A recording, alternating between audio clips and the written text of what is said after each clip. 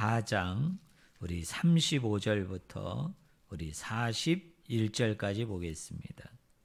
마가복음 4장 우리 35절부터 우리 41절까지입니다.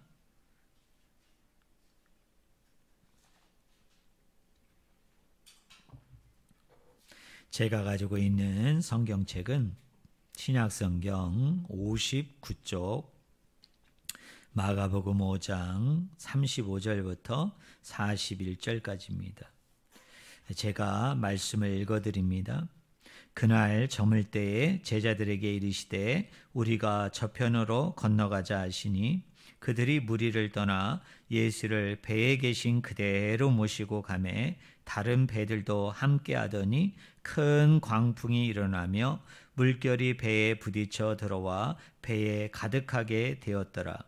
예수께서는 고물에서 베개를 베고 주무시더니 제자들이 깨우며 이르되 선생님이여 우리가 죽게 된 것을 돌보지 아니하시나이까 하니 예수께서 깨어 바람을 꾸짖으시며 바다더러 이르시되 잠잠하라 고요하라 하시니 바람이 그치고 아주 잔잔하여 지더라. 이에 제자들에게 이르시되 어찌하여 이렇게 무서워하느냐 너희가 어찌 믿음이 없느냐 하시니 그들이 심히 두려워하여 서로 말하되 그가 누구이기에 바람과 바다도 순종하는가 하였더라. 아멘. 오늘 같이 읽은 본문 말씀을 가지고 무엇을 두려워하느냐, 무엇을 두려워하느냐라는 제목으로 같이 하나님의 말씀을 우리가 나누기를 원합니다. 오늘 본문 말씀은 예수 그리스도께서 바람과 바다를 잔잔케 하신 이야기를 소개하고 있습니다. 우리가 이 본문 말씀을 이해함에 있어서 우리가 첫 번째로 해야 되는 작업이 있는데요. 그 작업이 뭐냐면 이 본문이 앞뒤 문맥 속에서 어떤 위치를 차지하고 있는가를 우리가 한번 살펴볼 필요가 있습니다. 제가 저번 주에 여러분 기억하십니까? 마태복음 4장 1절부터 20절의 말씀을 가지고 씨 뿌리는 자의 비유에 관해서 제가 우리 성도님들에게 말씀을 증거했습니다. 이 씨 뿌리는 자의 비유, 그 핵심이 뭐입니까? 하나님 나라, 마태복음으로 얘기하면 천국에 대한 비유, 하늘나라에 대한 비유라고 말씀을 드렸죠. 또 그 뒤에 나오는 자라나는 씨에 대한 비유, 그리고 그 뒤에 또 나오는 겨자씨에 대한 비유도 뭐에 대한 비유예요? 하나님 나라에 대한 비유입니다. 그러니까 오늘 본문 말씀의 앞 문맥의 내용이 뭐예요? 예수 그리스도께서 자기를 쫓는 제자들과 무리들에게 어떤 말씀을 증거했어요? 하나님 나라에 관한 여러 가지 내용들을 뭐를 통해서? 비유를 통해서 말씀하신 거예요. 교훈하신 거예요. 그게 오늘 바다와 바람을 잔잔케 한 사건 이전에 예수님께서 하신 것입니다. 그리고 바람과 바다를 잔잔케 하신 이후에 또 예수님께서 하신 것이 뭡니까? 우리가 다음 주에 제가 이 본문을 가지고 설교하겠습니다마는 마가복음 5장 1절부터 20절에 보면은 거라사인의 지방에 한 귀신 들린 사람이 있었어요. 그 사람의 몸에서 귀신을 빼어내는, 그 사람의 몸에서 귀신을 내쫓게 되어지는 그 사건이 여러분 기록되어 있습니다. 그럼 우리 한번 생각해 봅시다. 자, 앞 문맥에는 하나님 나라에 대한 가르침이 있었고요. 그리고 뒤에 문맥에서는 거라사인의 지방에 귀신 들린 자를 고치는 사건이 있고, 그 중간에 위치한 게 뭐예요? 바람과 바다를 잔잔케 하신, 바로 이 사건이 소개가 되고 있습니다. 그러면 이 세 가지 사건을 우리가 연결해서 생각해 보면 첫 번째로 우리에게 하나님께서 주시는 핵심 메시지는 이런 거예요. 여러분 한번 따라해 보실래요? 하나님 나라에는 실패가 없다. 하나님 나라에는 뭐가 없어요? 실패가 없어요. 실패가 없습니다. 하나님 나라의 복음을 예수님이 전하고 가르치고 가르쳤을 뿐만 아니라 바다와 바람을 잔잔케 하신, 그러니까 풍랑이는 바다를 이기시고 궁극적으로 건너가셔서 어디? 거라사 지방에 가서 데가볼리 지방에 가서 뭐예요? 하나님 나라를 확장하시는 거예요. 하나님 나라를 확대하시는 거예요. 왜 그래요? 거라사 지방은 데가볼리 지방에 있는 성읍인데 이 도시는 어느 지역입니까? 이방인 지역이에요. 여러분, 이방인들이 있었던 지역입니다. 그러니까 예수님께서 자기를 쫓는 제자들, 백성들, 유대인들에게 하나님 나라에 대한 복음, 하나님의 나라에 대한 말씀을 증거하고 난 이후에 하나님이 뜻하셔서 어디로 건너가요? 거라사, 데가볼리, 이방인 지역에 가서 복음을 전하신 거예요. 하나님 나라를 전하신 거예요. 그런데 이 하나님 나라 복음을 전하러 가는 과정 속에서 뭐를 만나요? 풍랑을 만나요. 여러분, 거친 바람과 거친 바다를 만납니다. 그런데 놀라운 것은 하나님께서 그것을 어떻게 해요? 잔잔케 하심으로, 예수 그리스도가 그것을 멈추게 하심으로 이 일행들이 안전하게 어디까지 갔어요? 거라사와 데가볼리에 가서 한 귀신 들린 자에게 복음을 전하고 하나님 나라를 선포했을 때 어떤 악령들도 마귀들도 귀신들도 떠나게 되어지는, 그래서 데가볼리 지역을, 그 거라사 지방에 하나님 나라가 심겨지는, 하나님 나라의 복음의 씨앗이 심겨지는 뭐예요? 복음의 확대가 일어나는 거예요. 하나님 나라의 확대가 일어나는 거예요. 그런 측면에서 이 물과 바다를 잔잔케 하는 사건이 그런 의미에서 아주 중요함을 가지고 있는 것을 우리가 이 말씀을 통해서 알 수 있어요. 다시 한번 저를 따라해 봅니다. 하나님 나라에는 뭐가 없어요? 실패가 없다. 하나님 나라 일을 하는 데 있어서 우리가 좌절할 이유도 없고, 여러분 그것을 멈추어서도 안 되고, 여러분 어떤 장애가 있고 어떤 어려움이 있고 어떤 힘든 일이 있고 어떤 난간이 있다 할지라도 주저하거나 멈추어서는 안 된다는 거예요. 왜? 하나님의 뜻은 뭐예요? 하나님 나라가 확장이 되기를 원하는 거예요. 하나님 나라가 확대되기를 원하는 거예요.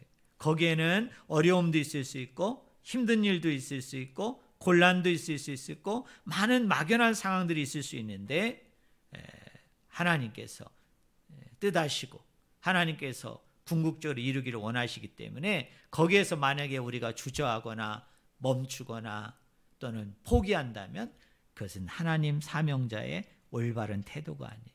주님을 따르는 제자들의 올바른 태도가 아니에요. 왜? 하나님 나라는 그런 것이 있다 할지라도 그런 것에 아랑곳 없이 뭐가 없다?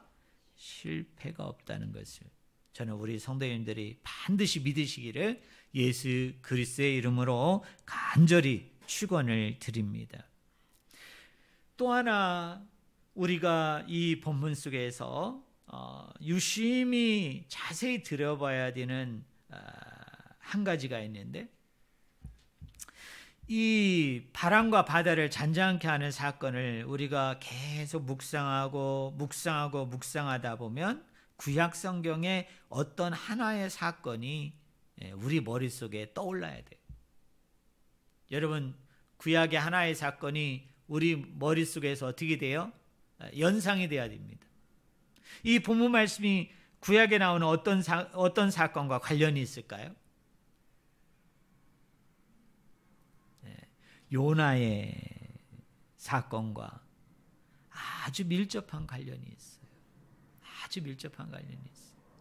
여러분, 요나가 니느웨로 가게 되어지잖아요. 그죠? 그 니느웨로 가는 과정에서 뭘 만나게 돼요?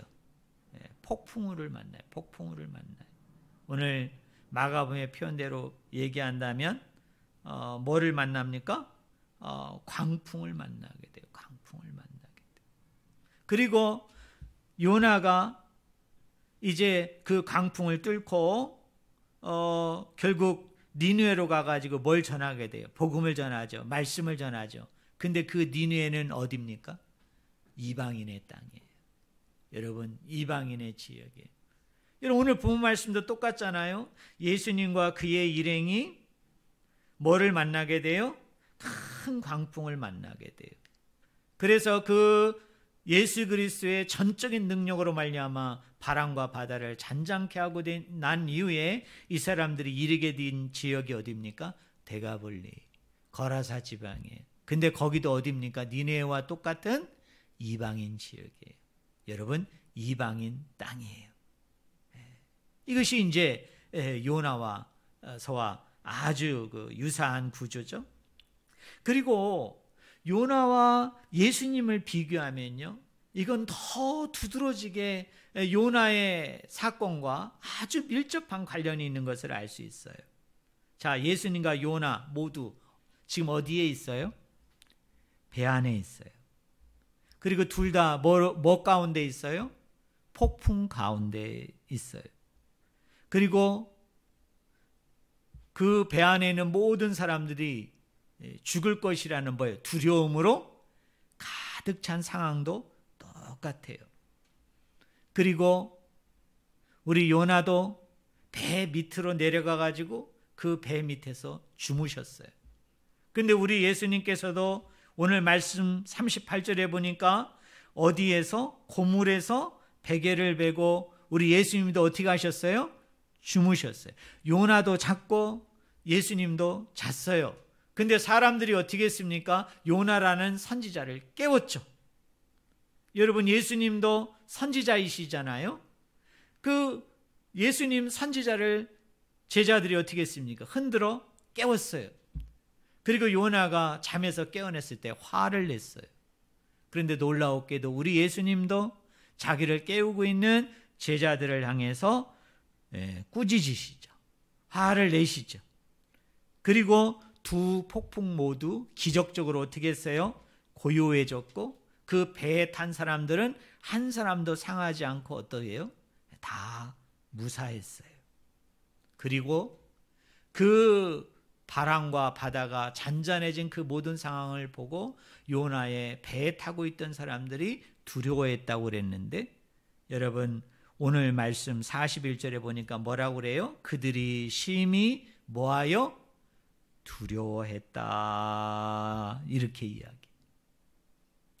자, 우리 성도님들, 요나의 이야기와 예수님의 이야기가 어때요? 바람과 바다라는 이야기에서 너무나 일맥상통하죠. 너무나 비슷해요. 거의 같아요. 그러면 우리는 여기서 질문을 해야 되죠. 왜 하나님께서는 이 요나와 이 사건을 이렇게 연결지어서 비슷한 맥락과 비슷한 구조와 비슷한 내용 속에서 이야기하시면서 저와 여러분에게 궁극적으로 전해주고자 하는 메시지가 뭘까요? 여러분, 우리 한번 생각해 봅시다. 자, 요나가 탄 배가 광풍을 만났는데, 폭풍우를 만났는데 그 배에 있는 사람들이 죽을까 봐 두려워했죠. 그래서 선지자를 깨웠어요. 그리고 그 바다와 그 바람을 잔잔케 하기 위해서 요나도 선택했고 사람들이 선택한 게 뭐죠? 요나를 들어서 어디에다 던져버렸어요? 바다에다가 요나를 던져버렸죠. 그런데 우리 예수님은 오늘 본문만을 가지고 우리가 생각해 보면 우리 예수님은 요나와 차이가 있어요.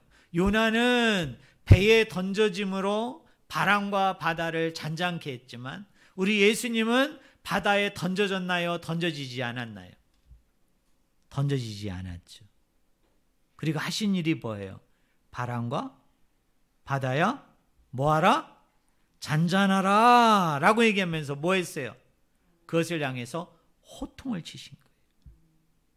그런데요, 마태복음 12장 40절부터 41절을 보면 이런 말씀이 있어요.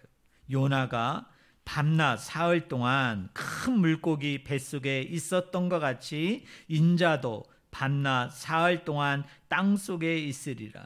심판때에 니느웨 사람들이 일어나 이 세대 사람을 정죄하리니 이는 그들이 요나의 전도를 듣고 회개하였음이거니와 요나보다 더 큰 이가 여기 있으며 라고 얘기합니다. 이게 무슨 말이에요? 요나서에서 큰 폭풍우를 만났을 때 그 폭풍우를 잠잠케 하기 위해서는 요나가 물속에 던져짐을 당했는데 그 던져진 요나를 마태복음 12장에서는 그 요나가 누구다? 예수님이라는 거예요. 그러니까 마태복음의 기사를 마가복음이라는 말씀 속에서 끄집어와 보면 이런 거예요. 자, 요나서에서 큰 폭풍우가 있었는데 그 폭풍우를 잠잠케 하기 위해서는 요나가 물속에 던져짐으로 그 바람과 바다를 잔잔케 하고 모든 영혼을 구원했던 것처럼 우리 예수 그리스도도 저와 여러분의 죄를 위해서 어떻게 하셨어요? 물에 던져진 거예요. 그 사건이 뭐예요? 그게 십자가의 사건이다. 그게 십자가의 예수 그리스도께서 뭐 하신 사건이에요? 매달려 죽으신 거예요. 참 놀랍죠? 참 놀라워요. 요나라는 한 사람이 배에 던져짐으로 그 풍랑이는 바다 가운데, 그 폭풍우 가운데 죽어야만 되었던 요나 자신과 그리고 그 사공들을 다 구원했어요. 한 영혼도 상하지 않도록 그 생명을 다 구원했어요. 그것을 마태복음 기자는 뭐라고 얘기하느냐면 우리의 죄 때문에, 우리의 불순종 때문에, 우리의 연약함과 나약함 때문에 우리도 다 죽게 되어졌는데 근데 우리를 살리기 위해서 한 사람이 물에 던져지는 사건, 그 십자가의 사건을 통해서 우리를 구원하신 분이 계신데 그분이 바로 요나와 같은 누구라는 겁니까? 예수 그리스도이라는 것을 오늘 말씀은 저와 여러분에게 분명하게 말씀하고 있는 거예요. 사랑하는 성도 여러분, 하나님의 나라 복음을 위해 우리가 살아가면서 큰 바람과 바다를 만날 수 있어요. 우리의 힘으로는, 우리의 노력으로는, 우리의 의지로는 이것을 어떻게 할 수가 없어요. 그때 우리가 분명히 믿어야 되는 게 있어요. 자, 한번 따라해 보실래요? 하나님 나라에는 실패는 없다. 왜 하나님 나라에는 실패가 없습니까? 예수 그리스도께서 물에 던져짐으로 그 십자가 안에서 모든 것을 완성하고 성취하였기 때문에 우리의 노력과 우리의 의지와 우리의 힘으로 되어지는 것이 아니라 우리는 다만 십자가상에서 이루어 놓은 그 구원을 믿고 확신함으로 나아가게 되어지면 그 십자가상에서 이루신 구원이 누구의 구원이 된다? 나의 구원이 되는 거예요. 그 십자가상에서 이루신 모든 것들이 은총으로 선물로 나에게 주어주는 거예요.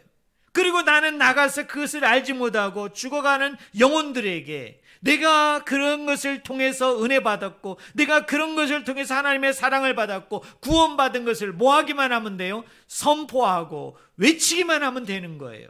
그것이 뭐예요? 그게 우리의 본분이고 우리의 사명이라는 것을 오늘 말씀은 저와 여러분에게 분명히 가르쳐 주는 거예요.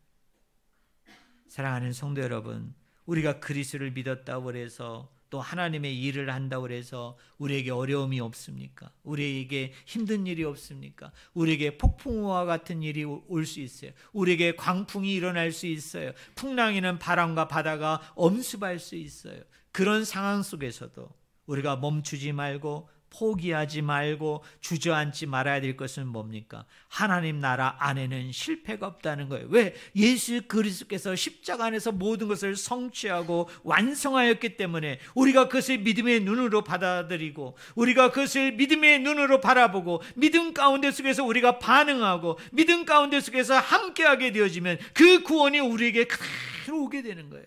그곳에서 이루신 모든 것들이 다 우리에게 오는 거예요. 그래서 우리를 그 가운데 속에서 살려주시죠. 그 가운데 속에서 넉넉히 이기도록 우리를 만들어주세요. 그리고 나아가서는 뭡니까? 그런 풍랑과 강풍 가운데 있는 영혼들 가운데 속에서 우리가 선포하게 하고 그것을 외치게 만듦을 통하여서 어떻게 해요? 그 영혼도 구원하게 하는 그 부르심과 사명 가운데 우리를 세워주셨기 때문에 하나님 나라는 어때요? 멈추지 않고 또 주저앉지 않고 없어지는 것이 아니라 계속 확대되고 확대되고 확대돼야 되기 때문에 우리가 끊임없이 하나님 나라 확장을 위해서 힘쓰고 애쓰고 노력해야 되는 이유가 바로 여기에 있는 거예요.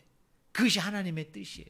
그게 하나님의 계획이에요. 폭풍이 오고 광풍이 오고 큰 바람과 큰 바다가 와도 하나님 나라는 멈추어지지 않아요. 하나님 나라는 포기되어지지 않아요. 하나님 나라는 실패하지 않아요. 하나님 나라는 없어지지 않아요. 그런 것을 다 견디고 이기고 그런 것을 다 잔잔케 하고 니느웨로 가서 거라사로 가서 계속 복음이 확장이 되고 하나님 나라가 확장이 되는 것이 그분의 뜻이고 그분의 놀라운 계획이기 때문에 이것을 아는 저와 여러분들도 그런 것에 주저함 없이 어떻게 해야 됩니까?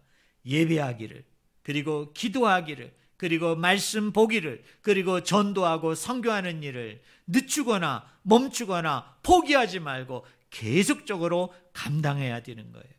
저는 그런 성도님들이 바로 저와 여러분이 되기를 주의 이름으로 간절히 축원을 드립니다. 여러분 오늘 본 말씀 40절을 한번 보세요. 이에 제자들에게 이르시되 어찌하여 이렇게 무서워하느냐? 너희가 어찌 믿음이 없느냐 하시니 라고 얘기합니다. 자, 예수님께서 자기를 흔들어서 깨우고 있는 제자들에게 꾸짖으십니다. 화를 버럭 내십니다. 뭐라고 화를 내십니까? 어찌하여 이렇게 무서워하느냐? 너희가 어찌 믿음이 없느냐라고 얘기합니다. 여러분, 믿음을 뭐와 연관시키는 거예요? 두려워하는 것과 연관시킵니다. 제자들이 두려워하는 모습을 보면서 예수님께서는 뭐라고 말씀해? 너희가 믿음이 없구나. 너희가 믿음이 없구나 라고 얘기합니다. 왜 이렇게 얘기하셨을까요? 특별히 구약 성경을 보면 하나님이 함께 하신다는 그 임마누엘이라는 단어가 늘 쌍을 이루면서 붙어 있는 그 표현이 있어요. 그게 뭡니까? 따라해 보실래요? 두려워하다. 그러니까 두려워하다와 하나님이 함께 하신다는 것은 구약 성경을 보면 늘 쌍으로 나타나요. 늘 쌍으로 나타나요. 제가 대표적인 두 구절을 여러분에게 읽어드릴게요. 여호수아서 1장 9절에 보니까 내가 네게 명령한 것이 아니냐? 강하고 담대하라. 두려워하지 말며 놀라지 말라. 네가 어디로 가든지 네 하나님 여호와가 너와 함께 하느니라 하시니라. 이사야서 41장 10절도 두려워하다는 말과 하나님이 함께 한다는 말이 연결돼요. 두려워하지 말라. 내가 너와 함께함이라. 놀라지 말라. 나는 내 하나님이 됨이라. 내가 너를 굳세게 하리라. 참으로 너를 도와주리라. 참으로 나의 의로운 손으로 너를 붙들리라. 아멘이죠. 이사야 7장 10절부터 17절에 보면은 임마누엘의 아기가 등장합니다. 이 임마누엘의 아기에 대한 예언은 어떤 맥락에서 어떤 배경 속에서 나오느냐면 이 이사야 7장에 유다 왕 중에서 소개되는 하나의 왕이 있어요. 그 왕이 누구입니까? 아하스 왕이에요. 결국 이사야서 7장은 이것에 대한 테스트입니다. 아하스 왕이 이사야서 4장부터 7장까지에서 얘기하는, 나아가서는 13장에서 얘기하는 거룩한 씨가 맞는가? 이 거룩한 씨가 틀리는가? 만약에 아하스 왕이 거룩한 씨가 아니라면 우리는 그 거룩한 씨인 어떤 사람을 우리가 대망하고 소망해야 되는가에 대한 테스트였어요. 아하스 왕이 집권하고 있을 당시가 주전 735년이었습니다. 저 북쪽에 있었던 아시리아 사람들이 남유다를 향해서 공격해 내려오고 있었어요. 그때 아하스 왕은 두 가지 갈림길에서 이 선택을 해야 됐습니다.